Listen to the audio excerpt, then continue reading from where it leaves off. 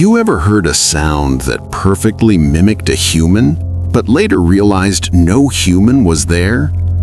Have you ever lived somewhere so quiet, so open, that you were certain you'd notice if something was watching you, only to discover you were wrong? Tonight's stories all share one thing in common: farms, open land, and something that was never supposed to be there. These are not urban legends. These are stories from people who lived where help was far away, and whatever they encountered didn't want to be seen. A few years ago, my family moved onto a farm deep in the countryside. My stepmother had always dreamed of living off the land, growing our own food, raising animals, escaping city life completely. After several failed attempts, we finally found the perfect place, a quiet property with an old farmhouse and an established asparagus field. It felt peaceful, safe, exactly what we were looking for. We started small: chickens, ducks, a few rabbits. The ducks and chickens were allowed to roam freely, and for months everything felt normal. They explored the land, followed the creek, wandered near the tree line, and always came back. Until one morning, 2 of our adult ducks were gone. No feathers, no blood, no signs of a struggle, just gone. At first, we assumed they wandered off. Behind our property was a creek that connected to a larger state river. Animals could easily follow it without us noticing. But then something happened. One evening, a storm rolled in unexpectedly. As rain began to fall, my stepmom and I rushed outside to make sure all the animals were secured. That's when we heard it: a duck crying somewhere in the woods. We ran across the property, nearly an acre, toward the sound. My dad and brother followed behind us, both carrying guns just in case. We split up to search. The woods were unnaturally quiet. No insects, no wind, just the sound of rain and our footsteps. That's when we heard whistling, clear, sharp, repeated. We assumed it was my brother signaling us, so we moved toward it. Then suddenly, my dad and brother came running toward us from the opposite direction. They asked us why we were whistling. We weren't. None of us were. The sound had come from directly in front of us, close enough that we should have seen whoever made it. But there was nothing there. No movement, no footsteps, just silence. We left immediately. A week later, something even stranger happened. I wasn't there for this part, but my brother and sister were. It was early evening during summer. The sky was darkening as a storm approached. They were standing near the house, watching the clouds turn gray. Then they saw him. About an acre away, near the tree line, a man crouching. He was dressed entirely in white. My brother yelled for him to leave. No response. After several warnings, my brother fired a warning shot into the air. That's when the man stood up and ran. Later, my sister admitted something she hadn't said at first. She noticed the man before he moved because he had a faint glow around him. After that, our parents forbade us from entering the woods. We never heard that duck again. And the 2 ducks that disappeared were never found.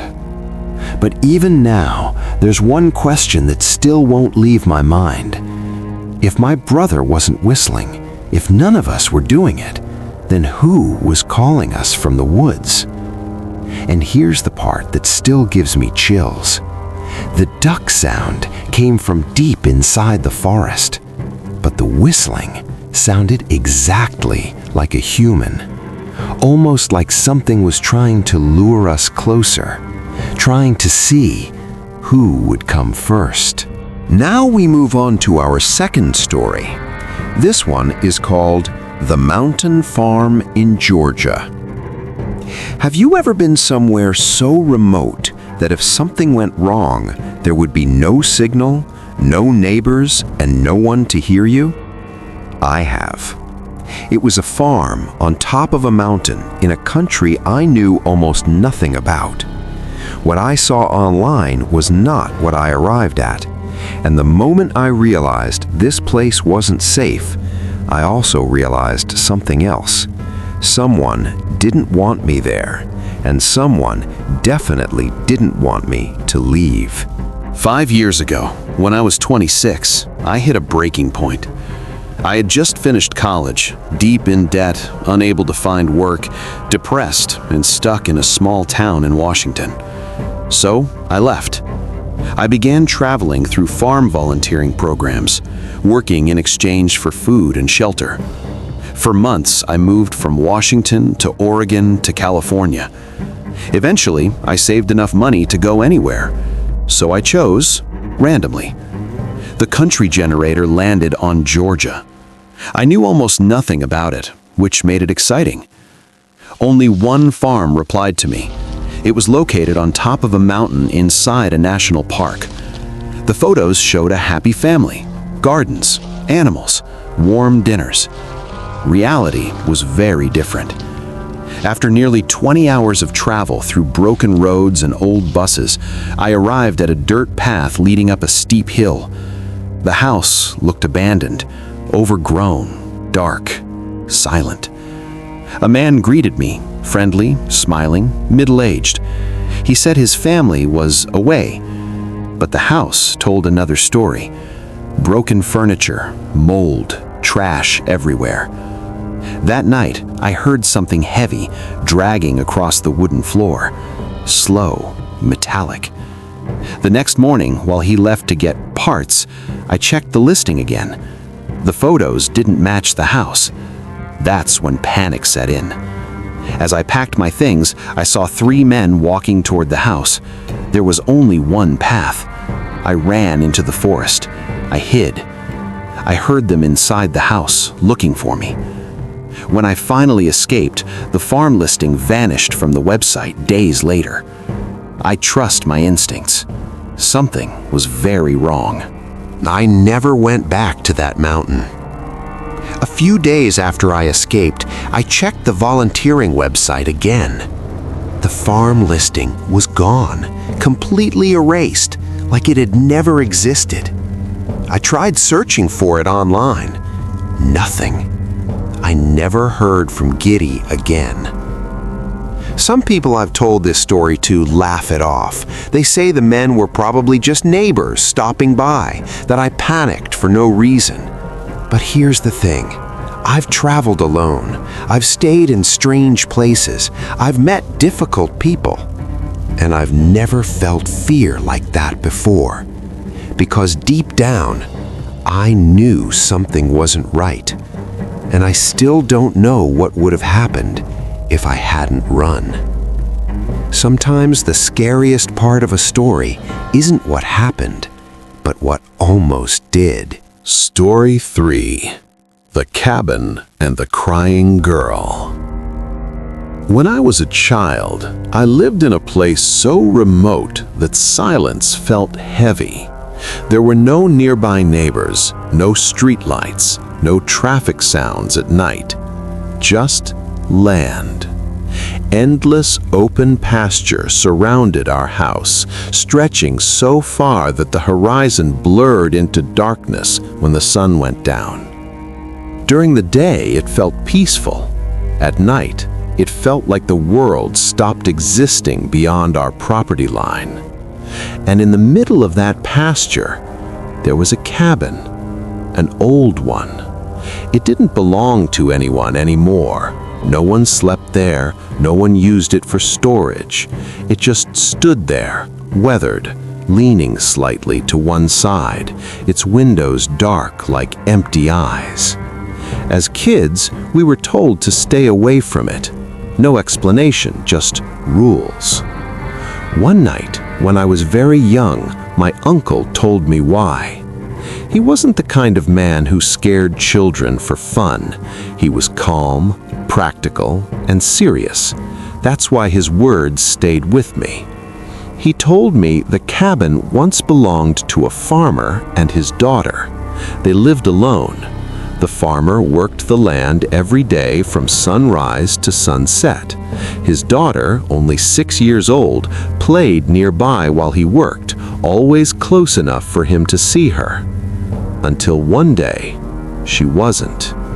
There had been an accident, a terrible one. The details were vague, but the ending was clear. The little girl died, and after that, the farmer abandoned the land. The cabin was left behind. When my uncle finished the story, the room was quiet. I remember staring at the floor, trying to convince myself it was just a sad story, nothing more. Years passed. Life moved on. The cabin faded into the background until my older brother decided it was time to use it. My brother, Robert, was everything I wasn't. Strong, confident, fearless, the kind of person who laughed at ghost stories. One summer weekend, he invited a few friends over. They planned to clean up the cabin and camp there overnight. I remember watching them walk across the pasture as the sun began to set. They were laughing, carrying flashlights, food, sleeping bags. I wanted to warn them, but I didn't. I didn't want to sound stupid. The house felt unusually quiet that night. Too quiet. Hours passed. Everyone was asleep.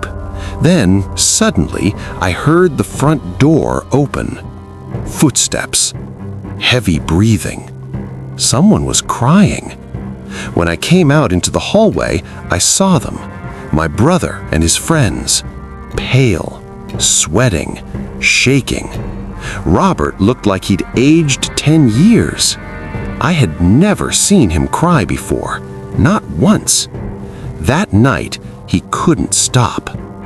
Later, when he finally calmed down, he told us what happened. They had gone to sleep around midnight. The cabin was cold but quiet. No wind, no animals. Then, sometime in the early morning hours, Robert woke up. At first, he thought he was dreaming. He heard crying. Soft, broken, desperate. It didn't sound like an animal. It sounded like a child. He lay still, listening, telling himself it was just coyotes in the distance. But the sound didn't fade. It got closer. Then he heard something else. A faint scream. Not loud, but full of pain. Robert said the air in the cabin changed. It felt thick, heavy, like something was pressing down on his chest. He sat up in bed. That's when he saw her. At the foot of the bed, a little girl. Her hair was long and dark, hanging over her face. Her body was covered in deep cuts and bruises, like she'd been dragged across the ground. She was crying. Not screaming, crying. The kind of crying that makes you feel sick because you know there's nothing you can do to help.